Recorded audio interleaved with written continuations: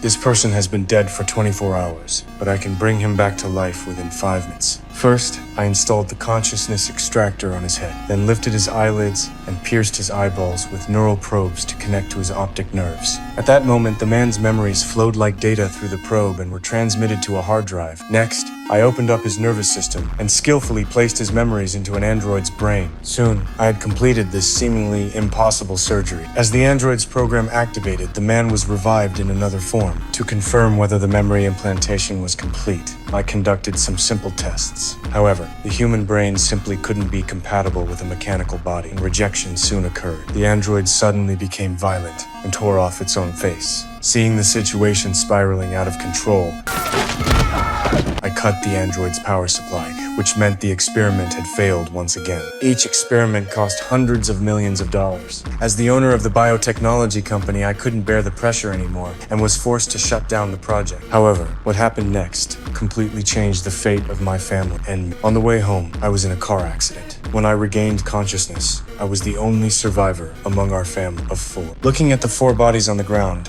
after a brief moment of grief, I made a bold decision. I called my colleague to rush over with the equipment. Seeing the chaotic scene, years of working together allowed him to instantly understand my intentions. But simply extracting memories could only place them in androids. We had never conducted experiments on living subjects. As a technical expert in animal cloning, when he learned I wanted to clone my family members, he immediately tried to stop this absurd idea. Setting aside the enormous risks, even if cloning succeeded, the brains would only remain at an infant stage unless we could implant memories into the clones. But my memory implantation experiments had never succeeded, so he urged me not to make another mistake. Indeed, what could be more terrifying in this world than losing one's family? What if something horrible goes wrong? Something already has.